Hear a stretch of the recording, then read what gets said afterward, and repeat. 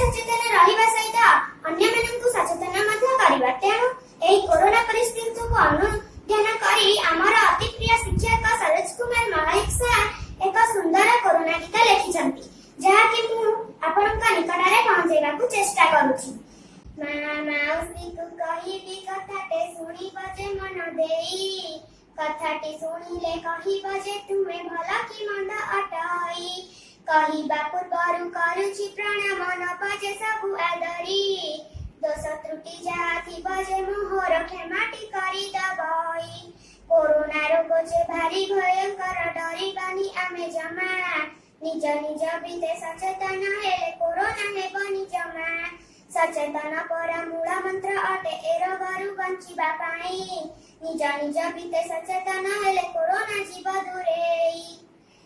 पिलारु जे टोका टोकारु जे बुढ़ा बुढ़ारु जे हड़ा जाए, कोरोना टीका को नेबा पाई आमे स्वास्थ्य केंद्र जीवा धाई, जुआड़े जीवा तो मास्क पिंधिब ए कथा मने रखिब, नहले घर को कोरोना रोग को संगरे धरी आनिब,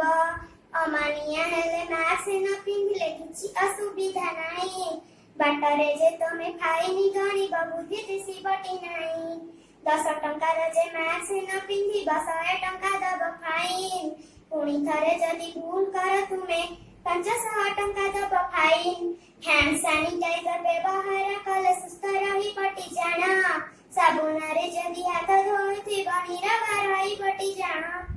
भल लागिले गीतटी मोहर करी पटी तमे लाइट, भल न लागिले गीतटी मोहर दशता धरिब नाही।